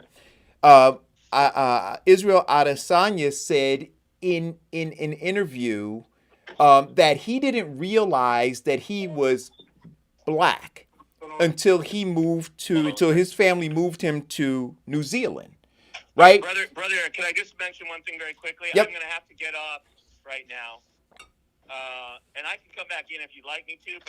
But I just want to thank you for allowing me to be with you, and to Brother Mike, I want you to know that I heard everything you had to say. And Vincent, I love you for being a partner, and Eric a partner with me, and I really appreciate it. I really do. Love you too, Rabbi. Well, I just want to say shalom aleichem to you guys and to our Islamic brothers, salam alaikum. And look, we're all in this together. That's my message. We're all in this together. Rabbi, I also want to say, and adding to that, you know what? I am honored that you are partnering with us. I am happy that we all have the same mindset of bringing information, having those uncomfortable conversations to exact change. And you know what? Benjamin Franklin said something that it sticks with me to this day. We either all hang together or we'll all hang separately, and that's not what I want out of life. Absolutely. Or Martin Luther King says, either we live together or we die separate as fools. Yeah. Same message, both great men. Yes, all right, sir. Thank you so much. Shalom alaikum. But Eric, going back on what you're saying, I'm like the rabbi, and the environment we're in, we have to try to make it better. And from an environmental standpoint, you know what this environment is. Sure, but here's another environment is going to be something that you're going to have to really I can't even get the word out, but you're going to have to think back. You're going to have to, there's going to be some issues there that are up. But yeah, and Stevie's been in the struggle. I'm sure he's going to continue to be in the struggle. But he's been in the struggle in ways we can't even imagine. But yeah. So what I was gonna say, let me finish my. Can I just finish? I just want to finish the. Yeah. I just want to finish the point that I was making. So yeah, go ahead, and then let me finish the point that I was trying to make before the rabbi said he had to tap out. So, people look. Here's what I'll say. People have breaking points, right? And you can't judge them on it, right? Where and all of what through his mind's eye that CV has seen and experienced, I can't judge him if he says, look, this is what I need to do, right?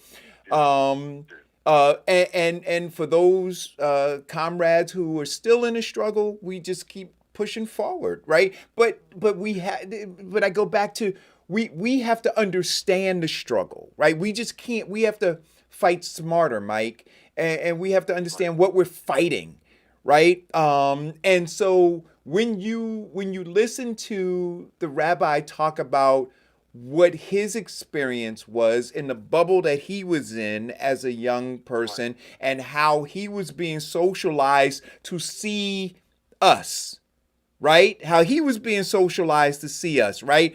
That what was acceptable or what they were projecting as acceptable were fairer skinned us's, right? And what wasn't acceptable were darker skinned, kinky hair folks of, I'm going to say black folks. That system is a system that we're fighting against. And so when they put up these fake remedies of how to bring us together, meanwhile, like I said, a week and a half ago, I freaking go into Walgreens, right? And you've got Kamala Harris on this cover, and some kids probably asking the same question to their parents that Rabbi asked in the 60s. Hey, is she black? See, we got to understand. That's what we're fighting. That's what we're fighting. Past a color thing, it's a how do we identify? How do we come across? Or what do we stand for? And I mean, I'm sure people have that question about Kamala, but one of the things that we're fighting with is the image of how they see us. And my father always told me it's not how they see you. It's how you project yourself. But that's not what we're fighting. That's not what we're fighting. You know what we're fighting? We're fighting this race, this when I say race, I'm talking about running, right? This race to be accepted and to have some semblance of privilege, right? That's what everybody is raced at. That is the fight. Let's be clear, right? Because and that's why why I'm not going to take this book. Let me finish, please. Go ahead, Vincent. Go ahead. Eric, that is the basis of what I said. But I'm glad we agree. Right. We're just saying it differently. Right. So then fine. But that's what we're fighting, right? So this caste system, and that's why I keep using this caste system, is the system that doles out privilege, doles out acceptance. Like a parent, right? You want to be loved and you want to be appreciated and cared for. And this system has been set up to say, well, you know what? We are the keepers of privilege, right? And we make the determination about who's accepted and who's not, and who can get and who can't, who has access to resources and who doesn't. Right? And everybody's racing to be accepted in some way, even people who are as dark as me are saying, well, I want to have some, what do I need to do, in order to have some of those privileges rubbed off of me, or as we always say, the crumbs fall off the table to me. That's what we're fighting. This is where if you go along with the system, then yeah, you're gonna be afforded privilege. You're gonna sure. If you look past the prejudices, yeah, you're gonna get those privileges. And then if I go along with the power structure, I'm gonna get those privileges. So yeah, you're absolutely right. But you guys have a great day. Thank you. Vincent, I love you, brother. I want you to know that. I love you, brother. Hey, listen. I love you too, Mike. Look, we're all in the foxhole. We're all in the foxhole, and we're all taking fire, right? I mean, that is the truth, And we got to figure this out, because they don't care. The infighting that we have, they don't care about that. It benefits them. And the more that we fight with each other, the more that they move their needle further, and we push ours back. So to my brother, if he does move to Ghana, I wish him well. I wish him well. And I thank him for the work that he put in. Yeah. Right? So we can't, I thank him for the work that he put in. I wish him well. Want him to know that I'm still in the foxhole. And, if generations after he's gone, if they decide they want to come back, hopefully the work that we continue to put in will yield some positive results, right? That's the only thing that we can, fight for, right? I'm not going to say hope for, I'm going to say fight for, right? Because hope is passive to me, right? Fighting is, so I want to fight for it. But back to this Cherry Hill school thing, Vincent. I don't want I want the whole thing, right? I want the whole thing. right? So I want history. I want somebody to acknowledge, right? Even have them acknowledge this. The very fact that we need to have African American history, right, states that there's a problem, right? The fact that we have to do that. Because let us be clear. They don't have, right, in the books at least, they don't say white American history. They say American history. And it's assumed, right? But now they have to say black or African American history. So to me, all that does is confirm the thing that is a problem and the fact that they're not really addressing it. Well, Eric, I mean, I do understand your position with that. But if I could, let me quote Coach Carter. Win is winning not enough. Win is winning not enough. The simple fact that we've won, but we didn't win the way that you want. No. The simple fact that you won by 1 point and not a blowout. No, you know what? See, but what we see is winning are two different things. So this is what I see, Vincent, right? I see the corporation of white supremacy scoring touchdowns. I see us moving up and down the field, but never getting in the end zone. Right? So at the end, right, we can look and we can say, yo, we're racking up all this yardage, right? Racking all this yardage up. But when we look at the scoreboard, we ain't got no points on the board. That's what I see. That's how I see the game. I don't see touchdowns. I see us moving up and down the field, right? But I don't see us putting it in the end zone. I see my mother-in-law celebrating. I mean, even though she's been gone for 4 years, I see her celebrating because of the fruits of her labor did not go in vain. She has fought for this for decades, to the point of her leaving there and taking a job at Rutgers University.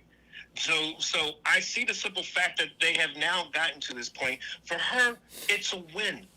And but even though it's a marginal victory, it is still a win. No, no. So what I'm saying to you is this. So for me, what I see is the chains moved, right? So, yep, you can say we got a first down, so move the chains. I'm saying there's still no points on the board. Well, you think the chain's moving. I think she just kicked the field goal. But I mean, that again goes to our different perspectives, which is respectable and understood. Yet, I'm looking at this. The future endeavors now that we will not have any children coming out of the Cherry Hill, part of Camden County School District, who now think of African Americans as shiftless, lazy, and not a contribution to society. We now have a group of predominantly white children, understanding that diversity is the pathway to us furthering and growing this country. We now have a level of empathy for the plight, because a majority of them are still Jewish children, and understanding that inclusion is much better than the delusion in which we have been practicing under. Okay. All right, we'll see. We'll see. So, my question to you is this, right? Why wouldn't you stand up and say, so that Board of Education, why wouldn't they stand up and say, we need to, we don't need to teach, because this is a true statement, right? We need to teach true American history. That's a true statement, right? We need to teach true American history. We don't need to leave the current books in there that are teaching a false history, right? And then add these other books to try to, correct the one. So these kids are gonna have these books. Go ahead. I'm sorry. I'm thinking what they said was exactly that, because we've talked about the present history books are the same books which were written by the daughters of the Confederate. Right. Where are those books? Are those books going to stay in the classroom? Well, we know that they are buying new books. No. But I'm saying, so but they're not eradicating that that history, right? They're leaving that in there, and then they're gonna add this other stuff, right? I think the understanding of the African American experience brings great conflict to those old books. No, I'm not. But that's not my question. My question is those old books. They're not purging them. I don't know. I really don't know, but I'll call up a friend of mine who works for Right. the school board in Cherry Right. Hill. Because what I'm saying to you is this, right? So the idea of the African American studies, they're saying that. I mean, let's be clear about what they're saying. They're saying we're doing this because of the damage of done by these books. But we're not removing these books. We're going to leave them here, and we're just going to add these books. That's crazy. Right now, we don't know, so I cannot support that hypothesis. Yet, like I said, I will be sure to research that and give you the information Monday. Yeah. Because it does not make sense to have books that are damaging the American psyche and the impressionable young minds, and another book that conflicts with that. Yeah, that's what I'm saying, right? So if they were, and so for me, if they were removing the ones that were damaging, if they're taking those out, right? Then what are you replacing those with? Because now, if you're just talking about African American history, then where's the other stuff, right? Because it's American history. In the end, it's American. So they said that they were going to add it, right? Yeah. They were going to add African American history, right? So if they were going to get rid of those books, they would have said that they were restructuring the history curriculum. That's absolutely correct. Right? That's what I'm getting at, Jody. Exactly, right? So guess what they're going to do? They're going to extend Black History Month, right? And that's what's most important. So if you're going to now make the curriculum to learn about Martin Luther King, and it's going to be the same okie dokie. We all know symbolism right here in Black History Month. We're going to make this announcement. This is all symbolism, right? And so now you're going to learn about Martin Luther King extensively, right? And remember, and that's not history. That, as you just said, Eric, that's not history. So what you're looking for, and what we should all be looking for, is the restructuring of how history is taught to our children. That's right. And that's what I'm saying. And I think that we just... And that's just not what it is. Well, how can you say that that's not what it is when you don't know what they're doing? Well, the fact that they're not... Look, I'm telling you, they're not purging. They are not purging. They're adding. Get ready, because it would have to be legislative, right? In New Jersey. So let's remember. No, that's not legislative in New Jersey. That's just basically that is the action of the superintendent. So curriculum in the state of New Jersey is deemed by Title 14A, right? That's legislative, right? Teachers, public school teachers in the state of New Jersey have to teach a certain curriculum. They cannot add or subtract or give to, right? So for us to stay without the state of New Jersey, the Department of Education, making that announcement, they are not restructuring the history. I know that. Well, in terms of title, in terms of Title 14A, and curriculum in New Jersey is what is actually mandated. That's what the title is about. That they have to have curriculum, and they cannot deviate from the simple fact of not having curriculum.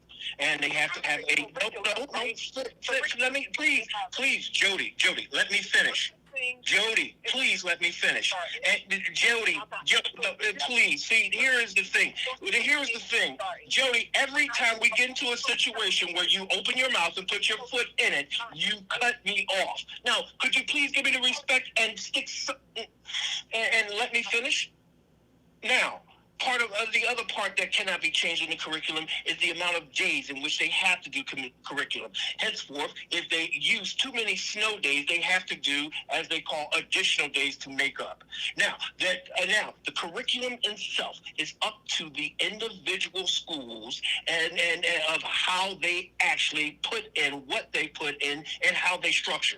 That is done and approved by the superintendent. No, again, that's not right? true. So in kindergarten, You can learn these things. It's a formula. It is given to them. A teacher can teach this subject matter in kindergarten, and they cannot go above and beyond it. They can teach this in second grade, this in third grade, this in fourth grade. That is not mandated by the superintendent. The superintendent of the public school system do not choose the curriculum, right? And that is chosen by the state of New Jersey. That is absolutely correct. Department of Education. The superintendent approves the curriculum. They submit it. Each principal submits the curriculum for every class to the superintendent, and his panel gives the approval on it. So now I've got way too many people in my family who are in schools and education and in administration. Why are you yelling, Vincent? Vincent, why are you yelling? Vincent, why are you yelling? What I know. More importantly, because I was a mom, right? So I know that in Art High School, my son was there, and I took it to the superintendent, right? He was getting a certain science, right? That science that he was learning was not the science being taught at Science Park High School, because the state of New Jersey, the Department of Education, state of New Jersey, outlined by them being a magnet school a certain curriculum that the district followed, right? Listen, I know that if they were changing how history is being taught in the state of New Jersey, that has to go through the Department of Education, right?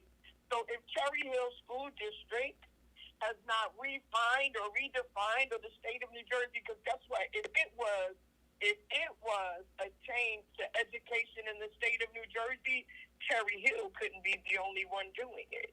It would be legislated by every school district in the state of New Jersey. So Cherry Hill Jody, here is the legislative flaw in your ideology. Every school district, in fact, we've even had people from the school district on that show who have said the exact same thing.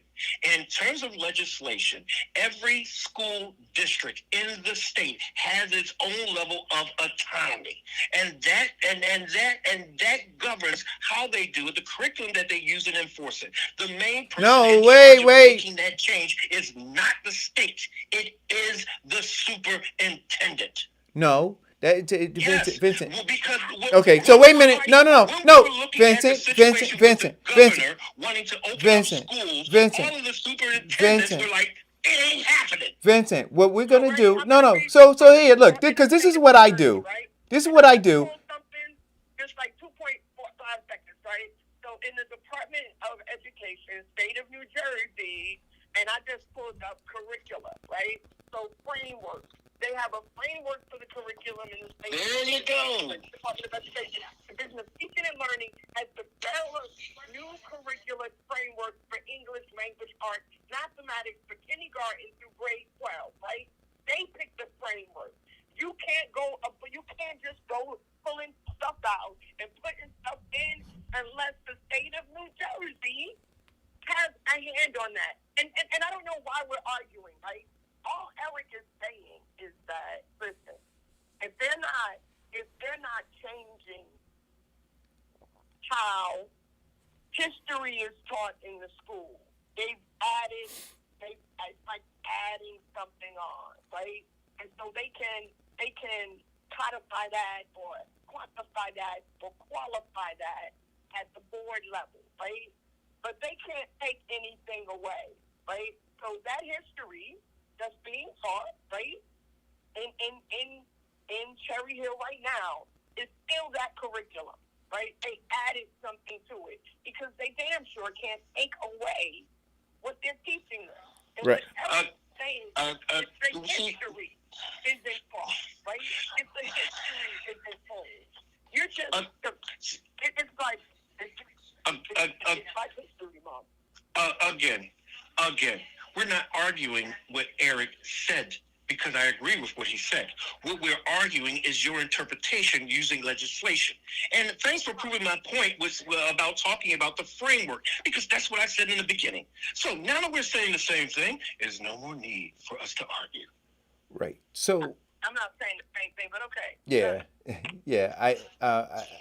So if they're leaving in, so if we consider and we're at 12 o'clock. But if we consider, guys, and this is why I'm always careful about jumping up and down and praising people, right? And becoming emotionalized about it. Like, slow down. Let us look at it. So if we say the reason why they felt the need to add this is because they saw something damaging, destructive, and poisonous, but then they don't eradicate the thing that's damaging, dangerous, and poisonous, right? They say that that's there and they leave it. I'm saying, why? Why leave it? Why not eradicate it? Why not have that conversation? Well, we're at the 12 o'clock hour, and I have to go to the mentoring class at Martin Luther King High School. But again, I will find out from my friends tonight. Yeah. And we'll find out what they're doing to eradicate the rest. And then we can have a more in-depth conversation about this. That'd be great. So listen, guys, enjoy the weekend. I know I will. Get some rest. And we'll jump back on this on Monday. Stay blessed, stay safe. All right? Diane, we love you. Miss you. Hey, she's working hard. Take care, guys. And thank you, Rabbi, for calling in. Mike Spruill, Jody Pittman, all of you guys in the feed for weighing in your comments. Love you all. Stay blessed. Jody